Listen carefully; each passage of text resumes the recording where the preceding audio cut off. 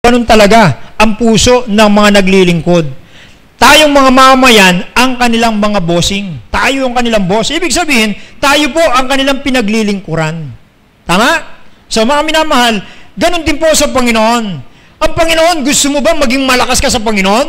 Oh, kaya nga mga minamahal, kung gusto po natin maging malakas sa Panginoon, heto po ang dapat nating i-focus sa ating mga buhay. Okay, listen. To become mighty in the Lord, ano po? Must have a focus, number one, in your prayer life. In your prayer life. Gusto mo bang maging mighty ka sa Panginoon? Itong si Jotham na napakaganda na sinabi doon sa verse 6. So Jotham became mighty because he prepared these ways before the Lord his God. Mga kapatid, pansinin po ninyo, mga minamahal, alam niyo po ba, ang prayer ay napakahalaga nito sa ating buhay. Yung constant po na ating pagkikipag-usap sa Panginoon, alam niyo po ba, lumalakas tayo noon. Oh, di ba? Ika nga nila, Pastor, malakas ka kay Gobernur. Bakit niyo naman nasabi? Lagi kayong magkasama eh. Lagi kayong nagkakausap eh. Ganun lang din po yung mga minamahal. Sabi nila, magiging malakas din po tayo sa Panginoon kung lagi natin siyang kausap. Nga? Kung padalang-dalang lang, kung pasuldot-suldot lang yung pagkikipag-usap sa Panginoon, paano mo masasabing malakas ka sa Panginoon? Paano mo masasabing malakas ka sa Panginoon kung hindi naman kayo nagkakausap? Paano kang magiging malakas sa Panginoon kung yung prayer mo nga hindi nga sinasagot ng Diyos eh? Amen? Mga minamahal, do you experience na once na kayo po ay nag-pray, sinagot ka agad kayo ng Panginoon? Hindi ba't nasasabi nyo, Amen? Ang lakas ko talaga sa Panginoon. Di ba? Nasasabi mong, ang Panginoon Diyos ba mahabagin sa iyo? Alam niyo mga kapatid, masasabi mo lang na ikaw nga ay malakas sa Panginoon kapag ang Diyos ay sumasagot na sa iyong mga prayers. Isipin mo na lang, ilang taong ka na nag-pray hanggang ngayon, hindi ka pa sinasagot ng Diyos. Ibig sabihin, alam power.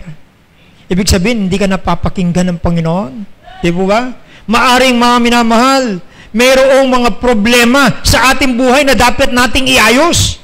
Baka naman katulad din po ng mga politiko yan eh. Lalapit ka sa politiko, hindi ka pinakikinggan ng politiko. Bakit? Kasi kilala ka ng politiko eh. Na ikaw yung manloloko eh. Na ikaw yung manggagamit lang eh. Alam ng politiko na ikaw yung meron ka ding Di ba? Hihingi ka, hindi naman totoong pangangailangan mo yan eh. Totoo po yan mga minamahal. Ako napapansin ko yan. Kaya po yung mga bagay na gano'n, sabi ko, inaano ko yung aking karanasan sa Panginoon, inaano ko po yan, doon sa aral, kung ano yung aking ginagawa. Sabi ko, walang pinagkaiba sa Panginoon Diyos sa mga nasa authority, palakasan, ginagawa. Alam niyo, sabi ko, ganun din sa Panginoon eh. Gusto mo sagutin ka ng Panginoon, kailangan makita muna ng Diyos kung ano laman ng puso mo. Kailangan makita muna ng Diyos kung anong layunin mo. Tama? Makita muna ng Diyos kung ano ang buhay mo. Makita muna ng Diyos kung ano ang totoo sa iyo. Pero mga kapatid, kung makita ng Diyos na merong mali, hindi tama, hindi maayos sa ating puso, hindi po tayo sasagutin ng Diyos sa ating mga prayers. Amen? Kaya nga po mga minamahal, mga kapatid, if you want to become mighty in the presence of the Lord, you must focus your prayer life in the Lord.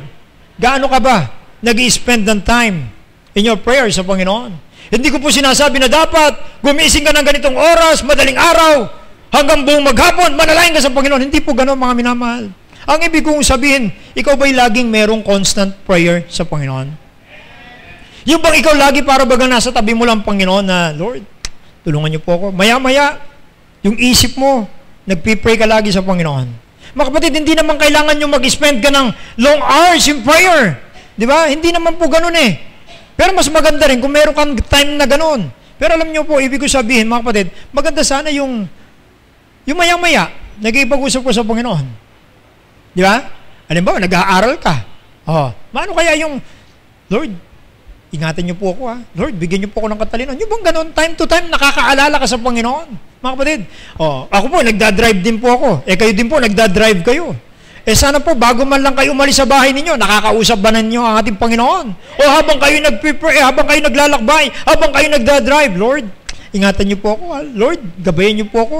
Pagunahan niyo po yung aking pamilya. ang aking trabaho, yung mga taong kakausapin ko. Mga kapatid, alam niyo po ba, napakahalaga. Yun tayo po'y laging nagkikipag-usap sa Panginoon. Yun tayo po'y laging humihingi ng kahabagan sa ating Panginoon Diyos. Napakaganda po, yun tayo po'y merong laging prayer sa Panginoon. Mga minamahal, you spend time in your prayer sa Panginoon. Nakafocus ba ang isipan mo, ang puso mo, ang bibig mo sa iyong Panginoon Diyos? Mga minamahal, kailangan po lagi tayo nagpipray. Alam nyo, naalala ko tuloy ang aking pastor. Siya po'y nabubuhay. Sabi niya, Brad, dagdagan mo pa ang panalangin mo. Yung po bukang bibig niya sa amin. Dagdagan mo pa ang pagbabasa mo ng Biblia. Dagdagan mo pa ang prayer life mo. Dagdagan mo pa. Kulang ka pa sa prayer. Alam po niya eh. Ganun po siya noon eh. Kayo po, mga members, mga kapatid, kayo po mga nakakausap po ng ating pastor noon. Di po ba ganun lagi sinasabi sa atin? Dagdagan mo pa, kapatid, yung prayer mo. Ganun po lagi. Why? Kasi po mga kapatid, if you have prayer, more prayer in the Lord, you'll become mighty in the Lord. Magiging makapangyarihan ka sa Panginoon. Magiging malakas ka. Kaya mga kapatid, sa panahon natin ngayon, kailangan palakasan tayo sa Panginoon Diyos. So bakit? Tingnan nyo na lang po sa libutan. Palakasan sila sa demonyo. Palakasan sila sa diablo. Tayo, pahinaan naman tayo sa Panginoon. Mali po yun. Kailangan po, maging palakasan din po tayo sa Panginoon Diyos. Amen? You have time in everything. Meron tayong time sa ating mga luxurious na gawain. Meron tayong time sa ating mga pleasures of our flesh. Pero mga kapatid, yung pleasure po natin sa pagkikipag-usap sa Panginoon, nagkukulang na po tayo. Kailangan po dagdagan natin yung ating prayer. Wala pa akong nakitang lingkod ng Diyos o anak ng Diyos, mananampalataya, na naging powerful, naging malakas sa Panginoon, na hindi siya marunong o magbigay ng oras, panahon sa pananalangin sa Panginoon. Wala po akong nakita niyan sa Biblia. Lahat ng mga mighty men, lahat ng malalakas sa Panginoon, ay nag-spend sila ng time ng prayer sa ating Panginoon. You want to become mighty in the Lord? You focus in prayer life. Number two po, nais ko pong buksan natin yung ating mga Psalms, chapter 135.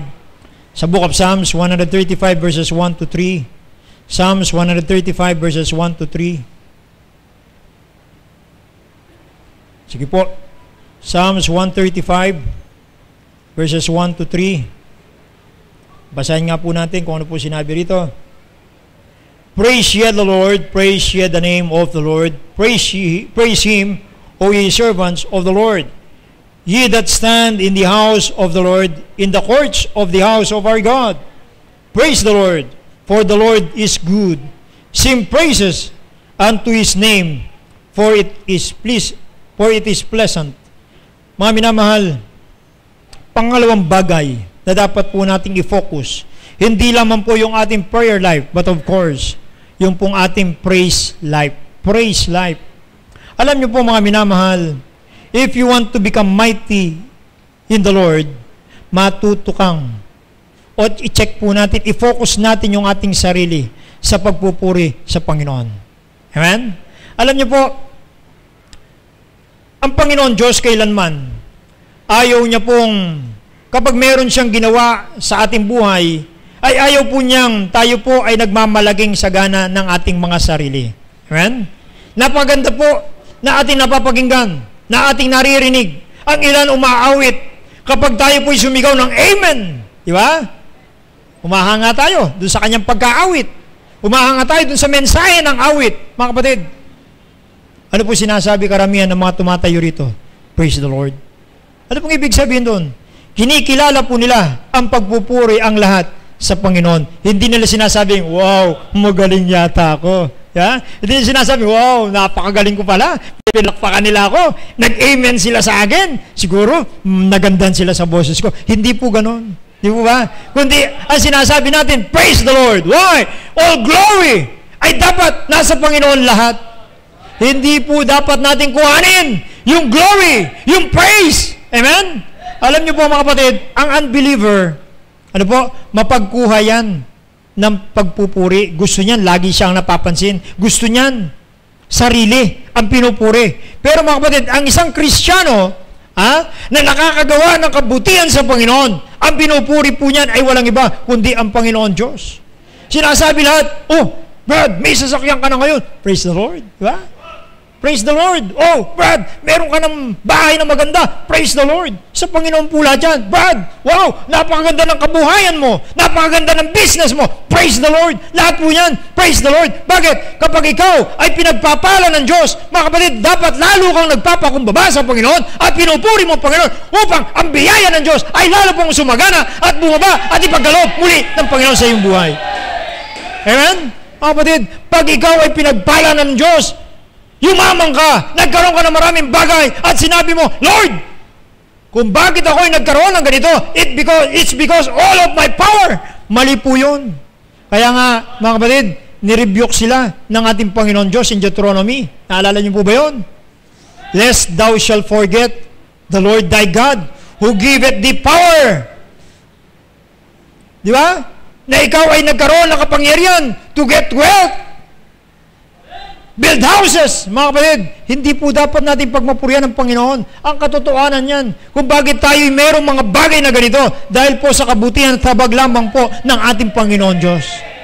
Mga kapatid, pansinin po ninyo, alam niyo po, ika nga po, nung si Pastor Benny Abante, naging narinig, ang sabi niya, alam niyo, yung mga cheerful giver, mabababa ang loob niyan. Ang pinupuri niyan, walang iba kundi ang Diyos. Hindi nila pinupuri yung kanilang sarili. Tama? Ganun lang din po yung mga kapatid. Alam niyo po, ang isang Kristiyano na kumikilala sa Panginoon, pag mayroong mga bagay, success sa kanyang buhay, ang kanyang pinupuri ang Panginoon. Amen? Kaya nga po kuminsan, ginagawa natin dyan, pagkilala natin sa Panginoon, pinapahandog natin sa Panginoon yung ating bahay. Tama po ba? Inahandog natin sa Panginoon yung mga materials na kung ano mang meron tayo. Mga kapatid, bakit? Kasi bigay lahat niyan ng ating Panginoon Diyos at nais lang po nating ibalik sa Kanya ang pagpapala. Nagkaroon ka ng magandang trabaho. Nagkaroon ka ng magandang income. Mga kapatid, hindi po dahil magaling ka. Totoo yan. Kailangan mo ng katalinuhan. Kailangan mo ng kalaman para ikaw makapagtrabaho. Kailangan mo ng kalakasan. Pero tandaan mo, hindi saganang mula sa iyong sarili ang lahat ng mga bagay na yan, kundi dahil lamang din po sa ating Panginoon Diyos. Kaya ang pagpupuri, wala sa iyong sarili. Nasa Panginoon. Ibigay mo sa Panginoon. Pag ibinalik natin ang papuri sa Pagkakatiwalaan ka uli, bibigyan ka uli ng Panginoon. Bibigyan ka niya ng increase. Amen? Dadagdagan ng Diyos yan. Ano ba? Bibigyan ka pa muli ng pagtitiwala ng ating Panginoon at ibubuhos niya ang maraming blessing sa buhay mo. Bakit? Kasi marunong kang kumilala sa Panginoon. Mga kapatid, Jotham became mighty in the sight of the Lord. Kasi po, ang lahat ng tagumpay ng kanilang bayan, Jerusalem, nung siya po ay nangunguna sa kanyang bayan, kapatid, ang lahat ay binibigay niyang papuri sa ating Panginoon.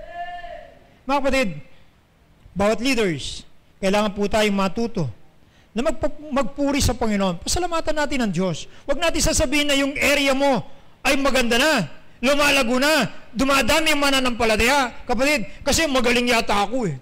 Yung nakaraang leader, hindi siya ganun eh. Ngayon, ako, tingnan mo, marami akong nadadala sa Panginoon na-excite yung bawat members, na-revive ang bawat member. Magaling yata ako. Mga kapatid, hindi po ganun.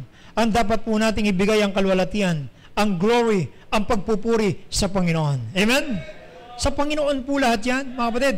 Umawit ka rito, maganda yung boses mo. Bakit? Dinevelop ng Diyos yan eh. Di ba? Biniyayaan ka ng Diyos na magandang tinig. Ang pagpupuri dapat sa Panginoon. Hello?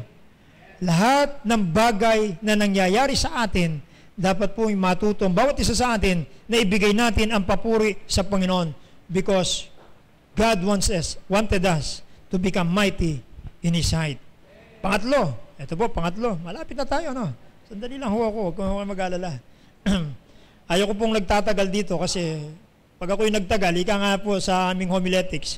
Kapag ikaw ay naimbitahan sa isang simbahan at ikaw ay nag-preach na mahaba, tandaan mo, sa susunod, hindi ka na-imbitahan uli. Kaya po, iniiksahan ko. Saka kapag humahaba, baka hindi na kayo makinig, matutulog na lang kayo. Hello po. Kaya ngayon, ginagawa ko kapag ako'y nag-preach, siniiksihan ko lang. Para yung mga members, wow, maiksi sila mag-preach si pastor eh. Pakikinggan ko na nga. Di ba? pag ano, hindi, mamaya pa naman matatapos yun matutulog muna ako. Pag ano na, hihintayin ko na lang yung conclusion. Yeah, diba? Ako, hindi ako nagbibigay ng conclusion Ano po? Talagang, maiksi lang naman po ito. Kaya, konting pansin lang po. Ano? Konting panahon lang po. Yan, okay na. Pangatlo na ho tayo. Become mighty in the Lord. We must focus our, number 1, prayer life. Okay, number 2, our praise life. Pagpupuri sa Panginoon. Ang lahat ng glory, lahat ng kapurihan, lahat ng tagumpay sa ating buhay, ibigay po natin ang papuri sa Panginoon. And then number 3, priority in life. Priority in life. Buksan nga po natin sa Matthew chapter 8, verses 18 to 22. Matthew chapter 8, verses 18 to 22. Maiksi lang po ito, wag ko kayong mag-alala. Matthew chapter 8, verses 18 to 22. Sabi nung anak ko, Dad, tama-tama, maaga daw tayo matatapos, makapag-Jollibee pa tayo. Ha? Ayos na ayos po, kaya makinig na ho kayo, ha? Matthew chapter 8, verses 18 hanggang 22. Ito po ang sabi. Now, when Jesus saw great multitudes about him, he gave commandment to depart unto other side. And a certain scribe came and said unto him, Master, I will follow thee whithersoever thou goest. And Jesus said unto him, The foxes have holes, and the birds of the air have nests, but the Son of Man hath not where to lay his head. And another of his disciples said unto him, Lord, suffer me first to go and bury my father. But Jesus said unto him, Follow me, and let the dead bury their dead. So, pansinin po ninyo mga kapatid, ang nais ko po nga ibigay sa inyo sa pangatlong punto natin, priority in life. Priority in life. So, pansinin po ninyo, mga kapatid, ang bawat isa po sa atin, meron tayong mga prioridad. Tama po ba? Meron kayong mga prioridad. Ang ilan po sa atin, mga kapatid, priority natin sa ating buhay ay ang ating pamilya. Ang ilan po sa atin, ang priority natin ay ating mga kabuhayan. Ang mga estudyante, kuminsan, ang kanilang priority ay yung kanilang pag-aaral. Tama po ba? Marami tayong mga priority. Kuminsan, na magiging priority pa nila yung kanilang mga sinisinta, iniiro po. Yung kanilang mga ka-textmate. Ano po? Bakit? Kasi pagkagising sa umaga, tinitignan kagad yung cellphone Pagkagising sa umaga, chinecheck kagad Nag-text na ba? May text na ba ako? Text ko nga muna sandali. Priority. Alam niyo mga minamahal, bilang isang Kristyano, ano po, if you want to become mighty, kailangan po nating i-focus ang ating buhay sa ating mga prioridad. Ngayon, mga kapatid, alam ko po na kayo po ay tinuruan na ng ating pastor, ano po, about priority. So, nais ko po nga pansinin natin, tuturuan ko lang po kayo ng mga ilang punto on how to establish our priorities. Paano po ba natin pagtitibayin yung ating mga prioridad sa ating buhay? So, una, you must make God is the most important in your life. You must make God the most important in your life. Gawin po natin na ang Diyos ang pinaka mahalaga sa ating mga buhay. Tama po ba? Mga kapatid, alam niyo po ba, gaano po ba kahalaga ang Diyos sa ating buhay? Gaano po ba kaimportante ang Diyos sa ating buhay? So mga kapatid, kailangan po tayong mag-decide kung saan tatayo ang Panginoon sa ating mga buhay. Where He stands in our life. Saan ba dapat tumayo ang Diyos sa ating buhay? Ibig ko sabihin mga kapatid, kailan ba dapat nagiging priority o nagiging una ang Diyos sa ating buhay? So, nais ko pong buksan ninyo yung mga Bible. Doon po tayo sa Exodus chapter 20 and verse 3. Exodus chapter 20 and verse 3. Ang sabi po rito, Thou shalt have no other gods before me. So mga minamahal, ito po yung 10 commandments. Ano po? Ang 10 commandments po ng ating Panginoon Diyos na binigay niya sa mga Israelita, ito po ay nabahagi sa dalawang bahagi. Unang bahagi po, ito po ang relasyon ng Diyos sa tao. Okay? O relasyon ng tao sa Diyos. Ano po? At yung pong 6 parts o 6 commandments po rito ay yung po relasyon ng tao sa kanyang kapwa-tao. Naintindihan po ba natin? Okay po. So ngayon mga minamahal, ito pong commandment na ito, nasabi doon, Thou shall have no other gods before me. Alam niyo po, ito po'y napakahalaga. Kung papansinin ninyo, sa 10 utos, bakit ito po ang nandoon sa number 1? Hello? Kung bakit itong verse na ito, ang siyang unang kautusan na nagsasabing, Thou shall have no other gods. Bakit hindi na muna niya sinabing, honor thy father and thy mother? Bakit hindi na lang muna yun ang kanyang inuna? Ano po? Bagkus, ang inilagay niya Thou shall have no other gods before me. Bakit hindi na lang muna na niya inilagay na Thou shall not kill? Bakit ang nilagay niya Thou shall have no other gods before me? Bakit po mga kapatid? Nais ko pong maunawaan ng bawat isa sa atin kung ano pong ibig sabihin nito mga kapatid. Una, alam niyo po bang true spirituality begins with the personal relationship ng tao sa Diyos. Mga kapatid, hindi ka magkakaroon ng spiritual na buhay kung wala ang Diyos sa puso mo. Amen? So, kinakailangan, mga kapatid, kung bakit nauuna o priority ang ating Panginoon Diyos sapagkat nagsisimula ang spirituality sa buhay ng tao ay sa Diyos. Amen? Sa Diyos muna. Kaya nga po mga kapatid, ang sabi ng Panginoon, sabi ng ating kautusan, Thou shall have no other gods before me. Na ibig sabihin, kailangan magkaroon ka muna ng tamang relasyon sa Diyos para masabi mo na ikaw ay spiritual. Kaya, apart from God, wala pong spiritual na mabubuo. Hello? Mga kapatid, hindi po natin masasabing yung ating spiritual o yung ating spirito ay muling nabuhay. Mga kapatid, kung hindi po nagsimula ito sa ating tamang relasyon sa ating Panginoon Diyos. Ngayon mga kapatid, pansinin po ninyo, doon po sa New Testament time, meron pong isang rich young ruler, na lumapit sa ating Panginoon Diyos. Alam niyo, sabi niya, meron siyang katanungan, what is the greatest commandment of all? Yung po tanong ng rich man sa ating Panginoong Yesus. Alam niyo po, ang ating Panginoong Yesus, sumagot siya. Sinagot niya po yung kautusan ng tao, ng Diyos sa tao, para sa kanyang kapwa-tao. Okay? Yung pong 6 commandments. Okay? So, minention po niya yun. Ng ating Panginoon. Ang sabi nitong rich man, lahat ng bagay na yan, natupad ko na Lahat ng bagay na yan, nasunod ko na Lahat ng bagay na yan, nagawa ko na. Di sabi niya, ala na palang problema sa aking buhay. Ang sabi ng Panginoon, sige, hindi mo pa nagawa, eto gawin mo. Lahat ng pag-aari mo, ibenta mo, at ipamigay natin sa mga mahihirap. Mga kapatid, pansinin po ninyo. Tingnan po ninyo, yung kanyang ginawang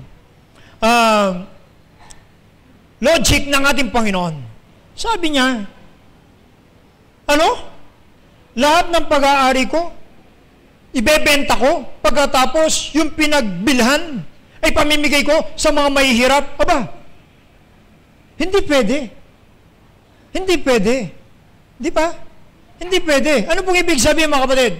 Hindi ka pwedeng maging giver, mga kapatid, kung wala kang tamang relasyon sa Panginoon Diyos. Hindi ka magkakaroon ng tunay na pag-ibig sa tao kung wala kang unang pag-ibig muna sa ating Panginoon Diyos. Hindi ka magkakaroon ng magandang benevolence, pagbibigay sa mga tao, mga kapatid, kung wala kang tamang relasyon sa ating Panginoon Diyos. Kaya nga po, mga kapatid, spirituality begins with the right relationship with God. Amen? At sinasabi mo, priority ko ang aking Panginoon Diyos. Kailangan natin, mga kapatid, maunawaan saan ba nakaposisyon, saan ba nakatayo ang Panginoon Diyos sa ating mga buhay. Siya ba kaya ay nasa ating unahan o nasa ating likod? O siya kaya nasa tagiliran lang natin, kasabay lang natin siya? Mali po. Dapat mga kapatid, iposisyon natin ang Diyos na ang Diyos ay nauuna sa atin. Hindi po ang Diyos ay nasa isip lang natin. Hello? Mga kapatid, Hindi po dapat ang Diyos ay siyang nasa isip lang natin, mga kapatid, kundi dapat ang Diyos ang siyang nasa ating mga puso. Kung ano po ang puso na laman ng tao sa kanyang puso, ay siya rin pong ang kanyang naiisip. Amen? Kung ano ang nasa puso ng tao, yun po ang may-register dito sa ating kaisipan. Hindi po pwedeng isip muna bago puso. Hindi po puso muna bago isip. Hello? Bakit to? Sapagkat ang lahat po ng ugat natin na kumukonekta sa ating utak, mga kapatid, ito po ay nanggagaling po sa ating puso. Hello? Kaya nga po kapag nagka-diferensya na yung ating puso, mga kapatid, may diferensya na rin po yung ating pag-iisip. Apektado na rin po yung ating pag-iisip. Kaya mga kapatid, kung ang Diyos ay nakaposisyon siya sa ating puso, mga kapatid, priority siya sa iyong buhay, maging ang iyong pag-iisip, ay ilalagay niya ang Diyos sa iyong kaisipan. Hello? Kaya nga po mga minamahal, nung pagkatapos pong kinausap ng ating Panginoon, itong taong ito, ano pong nangyari? Umalis po siya. Di ba? Nangihinayang. Sabi niya, nangihinayang ako sa yaman ko. Bakit ko pamimigay sa inyo? Ha? Hindi niya, ayaw niyang maging priority ang Diyos sa kanyang buhay. Ang gusto niya maging priority sa kanyang buhay ay yung kanyang yaman, yung kanyang salapi, hindi ang Diyos. Kung minsan maraming Kristiyano ang ganun. Ano po? Hindi ang Diyos ang priority nila. Ang priority nila ay ang trabaho. Ang priority nila ang salapi. Ang priority nila ay kung paanong kumita ng salapi. Understanding naman ng Panginoon Mali po yun, mga minamahal. Although ang Diyos ay understanding, pero hindi ka dapat bigyan niya ng pag-unawa sa ikaw ay gumawa ng mali at iniwan mo siya at ginawa mo siyang huli sa buhay mo. Kaya nga po mga kapatid, maging sa pagbibigay po ng ating offering sa Panginoon Pagka-receive mo ng iyong sahod, doon mo po makikita kung ang Diyos ay priority sa buhay mo. Ibibigay mo kagad yung tithes mo. Itatabi mo kagad yung tithes mo. Itatabi mo kagad yung offering mo. Priority siya. Pero ang tao, ang Kristiyanong, hindi priority ang Diyos sa kanya. Kung ano na lang natira. Pag dumating ng linggo, ay, mag-offering nga pala, tithes nga pala. Pupunta sa wallet, magbubukas ng wallet. Mga kapatid, ano po, pagbukas ng kanyang wallet, sabi niya, mag-usap nga kayo kung sinong ibibigay ko sa inyo. Mag-usap nga kayo kung sinong magsasakripisyo sa inyo. O ikaw, 20, handa ka ba? O ikaw 100, nakahanda ka ba? Ikaw 50, ikaw 500, hindi. Kung sinong pinakamababa, siyempre, dapat siya nagsasakripisyo. O yun, yung pinakamababa, si 20, siya magsasakripisyo. Siya iuhulog nila. Di ba? Hindi po gano'n, mga minamahal. If God is our priority, kailangan mga kapatid, doon pa lang sa bahay, nakanda na yung offering mo na iyong ibibigay sa ating Panginoon. Bakit? Sapagkat ang Diyos ang priority sa iyong buhay. Una ang Diyos Amen? Hindi yung pagdating sa church, habang nagpipray, nagmi-meeting-meeting yung mga pera mo sa bulsa mo, sa wallet mo. Oh, sino gusto magpakamatay? Oh, siyempre yung pinakamababa. Di ba? Sino gustong maalis? Siyempre yung pinakamababa kapag nag-meeting yan. Siyempre sasabihin na lang, siyempre utusan natin yung mababa. Di ba? Yung private, siyang utusan natin. Ikaw general ako, sabi na 1,000, 3 pa kami. Aba, hindi ka pwede sa amin, 3 kami. Di ba? Sabi ni Pinoy si Ninoy sa kanya, may kasama na si Ninoy ngayon sa 500. Dati po, nakaganon siya, di ba? Lingkod niya. Hindi po, ngayon nakangiti na sila. Kasi silang dalawa na mag-asawa, nandun na sila sabi niya, hindi kami pwede, 2 na kami O ikaw, nag-iisa ka lang. Ikaw na. Di ba? Di ba? Yung 20, nag-iisa na lang kaya sakripisyo yung 20. Hulog niya. Di ba? Kaya pansinin niyo po ninyo mga minamahal. Is God priority in our lives? Okay, pangalawa. Okay, bakit po ba ang Diyos ang gawin natin priority? Ayon po dun sa Exodus chapter 20 and verse 3. Thou shalt have no other gods before me. Mga kapatid, kasi morality begins with God and finds its basis in God.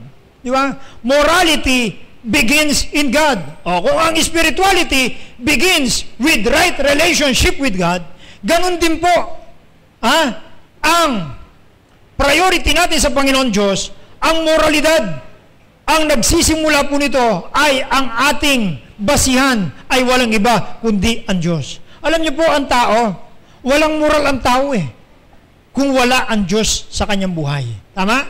Kaya pansinin po ninyo mga kapatid, bakit nakikita natin maraming mga 10-year-old na lang na babae, ni-rape? Isipin niyo po mga kapatid, isipin niyo po mga kapatid, ngayon, doon lang sa Hagunay, marami na hong motor in tandem na pumapatay. Meron po doon pinasukan sa bahay, talagang minasaker, 3. Yung tatay, yung anak na high school na 3rd year na babae, pagkatapos yung bata na, yung kuya, yung isang kuya na 16 years old, pagkatapos tinira po yung 4 na taong gulang na bata, ang tinira. Ang gamit nila yung silencer na baril, mga kapatid, na pumapatay, nagmamasaker. Sabi ng iba, bakit merong ganung mga tao? Kasi walang moral eh. Tama? Walang moral eh. Minsan po mga kapatid, meron din po doon, binaril, pulis. Nag-aabang lang daw po ng tricycle. Merong motor in tandem na dumaan, binaril siya. Hindi iniwan hanggat hindi namatay. Mga magagaling. Mga sharpshooter po itong mga bumabaril. Puro headshot. Isipin mo yun, kapatid. Pati rin po sila, nagpa-firing din sigurado itong mga ito, mga kapatid. Sabi nga po dun sa aking nakausap, ang hard killer ngayon, 5,000 na lang sila. Tigpa 5,000 lang, pumapatos na yan. Isipin niyo po mga kapatid, bakit? Kasi po, alang moral Mababa ang moral o lubusang walang moral sa kanilang buhay. Minsan po, doon din po sa amin, sa Hagunoy, isang retired na teacher, retired principal. Alam nyo, yung kanyang katiwala, mag-asawa pa, ang tumira sa kanya, pinatay siya. Isipin nyo, mga kapatid, merong ganun na nangyayari. Bakit? Kasi po, walang moral sa mga buhay po nila. Pansinin po ninyo, mga kapatid, kung saan man tayo mapunta, saan man po tayo mapatingin, mga kapatid, marami na pong kasamaan, kasalanan, umaapaw, lumalago, gumagawa ng mga bagay na ganito. Bakit? Sapagkat walang moral. Kaya po, mga kapatid, kung walang Diyos, walang immoral ang tao. Tama? Inagiging immoral ang tao. Kaya ngayon, mga kapatid, in God begins morality. Kaya nga po, mga kapatid, nais ng Diyos, ang sabi ron, Thou shall have no other gods before me. Ang ibig sabihin ng Diyos, hindi lamang natin siyang gawing isa sa mga Diyos natin, kundi siya lang ang gawin mong Diyos. Ganun din po ang sabi ng Isaiah, chapter 45. Sa akin, sabi niya, ay wala ng ibang Diyos. Amen? Besides me, there is no God. Mga kapatid, wala ng Diyos, maliban sa ating Panginoon Diyos. Kaya nga po, bilang isang Kristiyano, ay pinagkikita ng ating Panginoon Diyos na siya ay napakahalaga. Lagi nating isipin, lagi nating gawin, lagi nating nasa ating puso. Kung ano ang sinabi ng Diyos, siyang aking gagawin. Kapag ikaw ay may moral, ang laging sasabi mo, kung ano ang sabi ng Diyos, kung ano ang nais ng Diyos, ito ang aking gagawin. Bakit? Kasi meron kang Diyos. Pero mga kapatid, ang taong immoral, kung ano ang gusto ko, ang gagawin ko. Ang siyang gagawin ko. Kung ano ang sinabi ng sarili ko, yun ang gagawin ko. Pero mga kapatid, ang taong may moral, ang taong meron Diyos, ang gagawin niya, kung ano ang sinasabi ng Diyos, ay siyang aking gagawin. Kaya, kapatid, kung bakit tayo nagtatights, kasi yun ang sabi ng Diyos. Amen? In Malakay chapter 3, verses 8 to 10. Bakit tayo po'y nagpupunta sa simbahan ng ating Panginoon Diyos? Kasi iyan ang sinasabi ng ating Panginoon. I was glad when they said unto me, let us go into the house of the Lord. Di ba? Hebrews chapter 10, verse 25. Forget not the assembling of ourselves together, as the manner of some is, but exhorting one another, as the day approaching. Mga kapatid, yun po ang sabi ng Biblia. Bakit tayo napupunta ng church? Para lang makuha natin yung glory, para tayo mayroong pahangaan sa ating buhay, para masabi nilang magaling ka, para lang meron kang i-display. No, mga kapatid, dahil sinasabi ng Panginoon sa aking buhay, ito ang aking gagawin. Mga kapatid, bilang Kristiyano, tanungin mo ang iyong sarili. Sino At ano ang mahalaga sa buhay mo? Ang Diyos ba? Kung ang Diyos ang pangunahin sa buhay mo, yung ibig sabihin, priority mo ang Diyos sa buhay mo. Ang Diyos ba ang prioridad ko sa aking buhay? Siya ba lagi ang nasusunod sa aking buhay o ang aking sarili? Kapatid, salamat po, nandito kayo ngayon. Ang ibig sabihin, kinilala nyo ng Diyos ang prioridad sa inyong buhay. Pangalawa, mga kapatid, how to establish our priorities. Una po, sa Diyos. Amen? Magkaroon tayo ng schedule, time, each day to pray and to read God's Word. Kailangan meron ka ding oras ng pag-aaral ng salita ng Diyos. Meron ka ding oras na ikaw ay nagbabasa ng Biblia. Meron ka rin dapat oras na ikaw po ay nananalangin, nagkikipag-usap sa Panginoon. How to establish our priorities, mga kapatid. Ito po yung punto natin ngayon. Okay? Gawin natin ng Diyos ang ating priority. Pangalawa, kailangan din po tayong magkaroon ng oras, panahon, sa pag-aaral, pagsasaliksik, pagbabasa, at pagkikipag-usap sa ating Panginoon. And then number 3, you must also spend time with your family. Meron ka rin dapat time, bonding sa iyong family. Sa iyong may bahay, o sa iyong misis, o sa iyong mister. Di po ba? Kailangan meron din tayong ganun. Meron ka rin panahon sa iyong mga anak. Meron ka rin panahon sa iyong mga apo, kayo ng mga tatay, nanay, o senior citizen, na meron na pong mga apo. Meron din po tayong dapat time sa kanila. With your family. Mga kapatid, alam niyo po, meron akong simbahan na naimbitan po ako sa isang simbahan. Nalungkot ako. Kasi sabi ko, ganito yung church nito. Matandang member na, yung pong mag-asawa. Yung anak nila, first time visitor pa lang ng church. 2 taon na o 3 taon na sila nag-a-attend ng church. Yung pong high schooler nilang anak, first time pa lang na maka-attend dun sa church na yun nung nagpunta ako. Sabi ko, bakit ganon? Bakit ganon? Hindi ba't napakaganda na kapag Sunday ay family time? Hello? Hindi ba't napakaganda na kapag Sunday, ang buong pamilya ay nasa gawain, sambahan ng ating Panginoon? Hello? Mga kapatid, hindi po ba't napakaganda na makita sa bawat isa sa atin, tatay, kasama mo yung misis mo, kasama mo yung mga anak mo, kasama mo yung mga apo mo, na kayo ay nagtungo sa simbahan, sa iglesia ng ating Panginoon. Hindi po ba't napakaganda? Mali naman po siguro, mga kapatid, sasabihin natin, may pastor, tama yan. Kailangan meron din kami family bonding. Sige po, sa linggo, outing kami, punta kami doon sa beach, sa mga beaches, punta po kami sa mga mall. Mali po yun, mga minamahal. Ang ibig kong sabihin, mga kapatid, kung meron kang panahon sa iyong pagtatrabaho, kailangan meron ka rin panahon sa iyong mga anak. Hello? Nakakausap po ba natin yung ating mga anak? Nakikita niyo po ba yung kanilang mga pagkukulang? Yung kanilang kagandahan na kanilang nagagawa? Na-appreciate po ba natin yan? Alam niyo po kung bakit minsan maraming mga anak nagiging rebelde? Kasi kapag hindi po sila napapansin. Kapag hindi na napapansin yung anak, sabi niya, si tatay, si mami, wala nang nagawa, kundi trabaho. Kapag ako'y humihingi, pag nagsalita akong, nay, pahingi nga po ng pera, bibigay naman eh. Pero mga kapatid, wala silang time. Walang time yung mga magulang. Tanong ko kayo, mga kapatid, tanong ko po sa inyo, do you have time with your family? O baka yung misis mo lang, wala ka ng time sa kanya. Baka wala ka ng time sa misis mo. O sa mister mo. O ngayon pa naman, Valentine's Day yan. Sinaselebrate natin yan. February, we're in the month of love. Na kung saan ay itong buwan ng Pebrero ay na pinag-uusapan ay ang pagmamahalan. Hindi ba't napakagandang naaalala natin yung first time na tayo humarap sa dambana kasama natin ang ating misis. Di ba? Lalo bagang sinasariwa natin yung ating kabataan. Yung unang pagsinta, pagtibok ng ating puso na tumitigidig-tigidig pa nga yan kuminsan eh. Di ba? Pag nandyan siya, nakikita mo, bumibilis yung pintig ng puso mo. Di ba't napakaganda? Mga kapatid, meron ba tayong time sa ating family?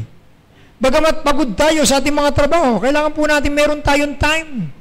Alam niyo po mga kapatid, kuminsan ang misis ko, sabi ko sa kanya, Siya na lang po sumusuko ko minsan eh. Doon po ba sa sinasabi ko, Ma, may lakad ako, sumama ka. Eh, sabi niya, hindi, ikaw na lang mag-isa, kaya. Hindi, gusto ko kasama kita. Sabi ko, maganda rito, sa sasakyan, malamig naman eh. Saka bibiyahe lang tayo po, pupuntahan tayo. Gusto ko kasama kita. Bakit ito mga kapatid? Kasi ala naman akong time sa kanya sa ibang paraan eh. Kundi yung makasama ko siya. Yung man lang makasama ko siya sa travel, napunta kami kung saan kami pupunta, Bible study, meron kami pupuntahan. Napakaganda, kasama mo yung asawa mo. Di ba? Eh, pag hindi ko kasama yung asawa ko, baka ako'y matutok sumakuha ng ibang kasama. Baka machismis pa ako. Di mo ba? Sa mga kapatid, ibig ko sabihin, hindi ba't napakaganda yung misis mo na ang kasama mo? Di ba? Eh, kesa naman yung misis mo, nandun lang sa bahay mo. Doon lang siya. Oh, umalis ka, gusot-gusot ang buhok. Pagbalik mo, gusot-gusot pa rin yung buhok. Sasabihin, bakit? Ano nangyari sa'yo, nanay? Eh, ikaw naman, iniwan mo ako rito sa bayan, daming trabaho. Kaya ngayon, tingnan mo itsura ko, ganun pa rin. Hindi pa rin ako nakaliligo. Mabaho pa rin ako. Huwag ka lalapit, mabaho ako. Oh, di ba? Bakit, mga kapatid? Eh, kasi nga po, iniwan natin yung misis natin, iniwan natin ang lahat ng trabaho. Oh, kaya anong expect mo sa kanya? Eh, siyempre, pagdating niyan, pagod ka. Pagod din siya. Oh, hanggang doon sa manonood ka ng TV, nakatulog ka na sa panonood ng TV, hindi mo man lang siya nahalikan, hindi mo man lang siya nahay. Ang nakalulungkot pa, pag lumalis ka ng bahay, kahit text man lang, hindi nakaka-receive yung misis mo ng text mo. Di mo ba? Mga kapatid, pansinin po niyo, napakahalaga mga kapatid, yung tayo po'y meron time sa ating pamilya, sa ating misis. Kaya nga ho mga kapatid, pag natutulog kami, hawak kamay pa kami. Pag ako po'y natulog at niyakap ko siya, minsan natutulog siya, hindi na niya namalayan na ako po'y humiga eh. Ano po? Pag yumakap akong ganun sa kanya, tapos inaalis niya yung kamay ko. Ba, sige, ba tayo nito magpayakap? Ngayon pagkagising niya sa amin sa umaga, sabi ko, Mami ha, ikaw, may pagkukulang ka, ano yun? Hindi mo ko niyakap buong magdamag. Hindi ko naramdaman niyakap mo ko. Bakit? Sabi niya, kagabi niyakap kita inalis mo yung kamay ko. Ganun ba? Kasi, ala na akong malay noon eh. Malalim na itulog ko, paano? Pagod na. Di ba ba? Ibig sabihin mga kapatid, kailangan po tayong mga tatay, tayong mga nanay, meron tayong panahon sa ating mga asawa. Amen? Hindi dapat nating gawing alila o katulong yung ating mga misis. Minsan merong mga tatay, ginagawang katulong yung kanilang mga misis eh. Ha? Hindi po ganon, mga minamahal. Sabi nga po ng Bible, hindi lamang po sila helpmeet. Kapag sinabing helpmeet, hindi po ibig sabihin katulong. Helpmeet. Kaya nga po merong meet eh. Ano po? Ang ibig sabihin ng meet, mga kapatid, katuwang. Hindi po katulong. Mali po interpretasyon ng iba rito eh. Ang ginagawa nila dun sa helpmeet, help. Kasi help, katulong. Help. Hindi po sinabing helper, kundi kapwa, kasama, katuwang. Yung po ibig kasi sabihin doon. Kaya mga kapatid, nating minamahal, sana naman po maalala natin yung mga misis natin. Kapag ikaw ay nasa church at wala yung misis mo, malulungkot ka dapat. Di ba? Manghihinayang ka. Ikaw na misis, kung wala yung mister mo rito sa church, siyempre, sabi mo, di na naman kami buo. Ano bang nangyari? Bakit hindi ko siya nakasama sa church ngayon? Di ba? Mga kapatid, kailangan po masabi natin man lang sa ating misis, sa ating mister, o sa ating mga anak, na-miss kita last Sunday. At ngayon, sa linggo, gusto ko, ihanda nyo yung sarili ninyo. Sunday, pupunta tayo, sama-sama tayo sa church para meron tayong bonding. Amen? Kapatid, alam niyo po, ang pinakamagandang lugar kung saan magtungo ang pamilya, hindi sa mall, hindi sa beaches, kundi sa sambahayan ng ating Panginoon. Bakit? Kasi tayong lahat natututo. Tayong lahat nalalapit sa ating Panginoon sa magitan ng aral ng salita ng Panginoon. Jotham became mighty in the sight of the Lord. Bakit? Finokus niya yung kanyang prayer life sa Panginoon. Hello? Mga kapatid, si Jotham, finokus niya ang kanyang buhay sa pagpupuri sa Panginoon, hindi sa pagpupuri ng kanyang sarili. Si Jotham, mga kapatid, naging mighty siya sa Panginoon kasi ginawa niya ang priority sa kanyang buhay. Nariyan ang kanyang priority, ang Diyos. Ano pa ho, yung priority niya? Meron siyang time sa panalangin, meron siyang time na magbulay-bulay ng salita ng Diyos, at of course, meron din po siyang time sa kanyang pamilya. Kapatid, you want to become mighty? How's your family? How's your relationship with God? Ito ba'y tuloy-tuloy? At kung ito po'y tuloy-tuloy, mga kapatid, hindi malayo, magiging mighty ka rin sa paningin ng ating Panginoon Diyos. Tayo pong lahat ay magsitayo. Tayo pong lahat ay magsitayo. Mga minamahal, ito pong si Jotham ay hari ito. Namumuno ito. Meron siyang bayan o bansang kanyang sinasakupan na ito po ay nakatingin sa kanya.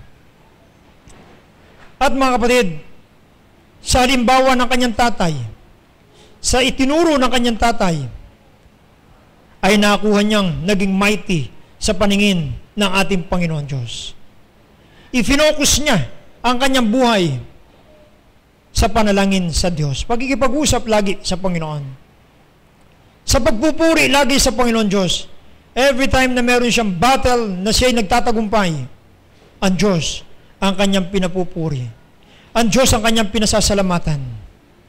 Inayos niya ang prioridad sa kanyang buhay. Na ang Diyos ang una, pamilya ang kanyang sinunod.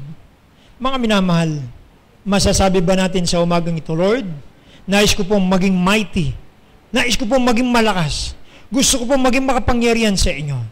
Kapatid, pwede naman po tayong maging mighty sa Panginoon kung ifo-focus natin yung ating sarili na lagi tayong makipag-usap sa Diyos. Kung ifo-focus mo yung sarili mo sa lahat ng bagay, sa lahat ng pagkakataon, ang pagpupuri lagi ay sa Panginoon. At nakaayos ang prioridad mo sa buhay mo ay walang iba kundi ang ating Panginoon. Habang tayo po'y nakayuko, mananalangin muna po ako, magsasara sa panalangin sa ating pag-aaral at pagkatapos po tawagin natin ang ating si Sir June para tayo po'y pangunahan sa ating imbitasyon. Salamat po, dakilang Diyos, sa inyong biyaya. Salamat po sa inyong pagkilos. Salamat po sa inyong pangungusap sa bawat isa sa amin. Tunay nga po, Panginoon Diyos, sa umagang ito, ay nais po namin, Ama, na maging malakas sa inyo. Salamat po, Lord, sa mga punto kung paanong maging malakas sa inyong harapan.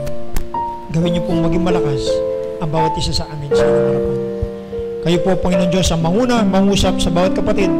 Na alam ko po, Panginoon Diyos, kayo, mahabag po kayo sa amin. Kayo po magpalamang una sa aming paanyaya. Ang lahat pong ito, hiling namin dalangin sa pangalan ng Jesus. Amen. Manatili po tayo nakatayo. Sir John.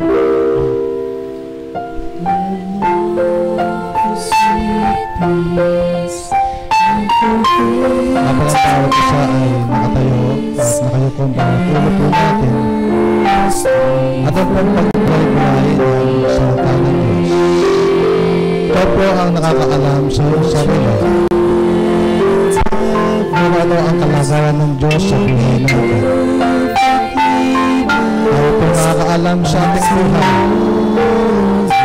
Tayo ba ay may isa naman ng Diyos sa ating mga prayers, sa mga praises natin, sinuhubang napupuri. Ikaw ba ang Diyos? Who is your priority in life? Ang Diyos ba o ibang bagay? Tayo po lumapit sa Panginoon. Tayo po lumapit sa mga bisita sa umagang ito. Ito'y hindi aksidente, ito'y plano ng Diyos sa buhay mo. Panalangin namin, ikaw ay makakilala sa Panginoon. Tanggapin mo sa iyong puso bilang Diyos na nagpapagligtas. Tanggapin mo lang sa iyong sarili na ikaw isang makasalanan. Ikaw ay papanganawang pupunta sa kapahamakan sa impyerno. Pero ang ating Panginoon, minahal ka na. Binayaran ang kasalanan mo sa Kalbaryo. Tanggapin mo sa iyong puso para ikaw ay karoon ng kaligtasan. Sa bawat mga kapatid, ang oras na ito ay oras ng Panginoon. Hindi natin oras ito. Ito yung oras ng Diyos. Sa aming panlangit, nawa, hindi lang ito'y lumalabas sa ating bibig. hindi na gagaling sa ating puso. Sa lahat ng mga pagkukulang, naway paglabas natin dito sa Diyos na ito, sa building na ito, nandoon ang pagbabago. Nandoon ang pananampalataya. Nasisimulan ko, magsisimula ako. Naunahin kita, Panginoon.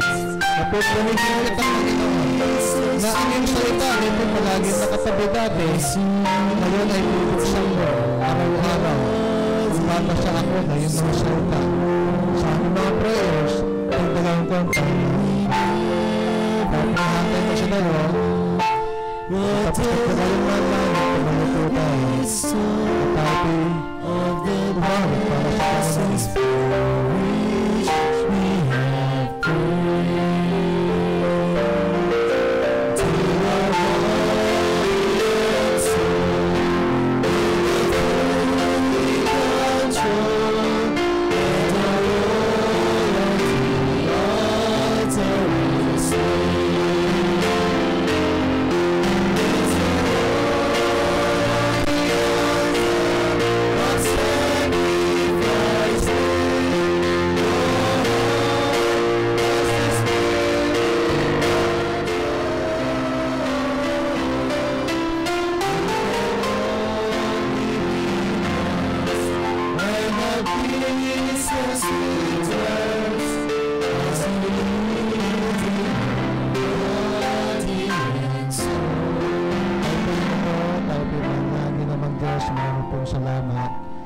Sa mga salita po ninyo na halang sa umaga po nito, tulungan niyo po ang bawat sa amin. Kayo po dapat ang palaging magtagumpay sa buhay po namin. Kayo po ang dapat na namumuna sa lahat ng oras po namin, sa lahat po ng mga accomplishment. Diling namin na kayo palagi ang makita, ang mapurihan, Panginoon. Sa aming mga panalangin naman, ang dami namin nakakausap ng mga tao, Ama. Kuminsan nag-spend po kami ng ilang minuto, ilang oras. Pero pag ito po ay sa inyo na, Ama, para po kaming nagmamadali, Panginoon. Mahabag po kayo sa amin sa mga pagkukulang po namin. Tulungan niyo po kami. Aming itama po ang pagkakamali na kami po ay sumunod po sa inyo. Magpasakop po sa inyo. Kayo po palagi ang maghari sa buhay po namin, Panginoon. Pinupuri ka namin, Ama. Maraming po salamat sa pagmamahal mo po sa amin, sa kadakilaan mo, Ama, sa buhay po namin, Panginoon. Hiling namin to sa tanging pangalan po ng aming Panginoon Yesus. Amen. So, mamaya po ating kamayan ng ating tagapagsalita. Amen po ba? Amen. So, tayo po dumako sa ating pagkakaloob at masok po natin ang mga idols. So give it right this time. Tayo po nagpapasalamat. Tayo po sa Panginoon, pagpapalala ng Panginoon. Nawa, pinapos siyang kalimutan sa ating mga givings, sa ating mga tithes, sa ating mga offerings. Tayo po umawit.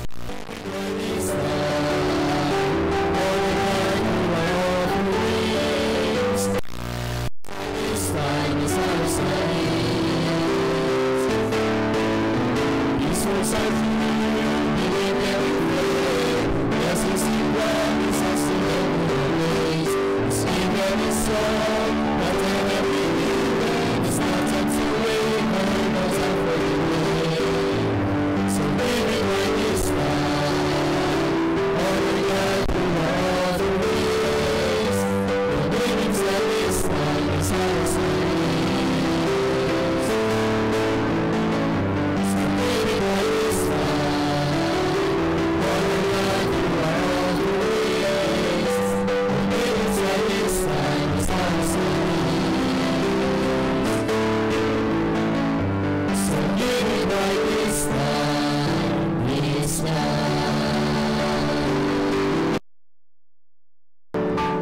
po sa Luke chapter 6 verse 38. Basahin po natin. Give and it shall be given unto you. Good measure, pressed down and shaken together, and running over shall men give into your bosom. For with the same measure that ye meet withal, it shall be measured to you again. Panalangin. Ang banal, maraming salamat po Panginoon sa mga pagpalang spiritual. Napakagandang mensahe po Panginoon. I-bless you po Panginoon. Patuloy, empower you po ang lingkod nyo ginamit Panginoon. Patuloy gamitin daling pagpapala. At i-bless you po Panginoon sa kanyang mga gawain Panginoon. I-bless you po Panginoon ang aming pagkakalo Panginoon. Gamitin niyo po kaming gawin niyo po ang bawat sa mighty in giving Panginoon. Kayo po Panginoon ang magpala sa bawat makakapagkaloob ng kanilang mga ikapo Panginoon, mga offering. I-bless you po Panginoon ang dobleng pagpapala ang bawat sa gamitin niyo pong dalong pagpapala sa gawain po dito sa aming iglesia, San Fernando Panginoon. At kayo pong patuloy na magpala sa aming iglesia at kayo po maglistas po ng maraming kaluluwa Panginoon. Gamitin niyo po ang perang malilikom at kayo po Panginoon ang patuloy na maluwalhati sa aming kalagitnaan. Dalayan po namin ito sa dakilang pangalan po ng aming Panginoon Jesucristo. Amen. Amen. So bago po tayo magkaloob, ay atin po na sabay-sabay na sabihin ito. Ako'y nagbibigay dahil ako'y nagmamahal. Ako'y nagbibigay dahil ang panampalataya ako'y buhay. Ako'y nagbibigay dahil pinagpapala ako ng may kapal. Amen po. Amen. Let's sing our cheerful giving song.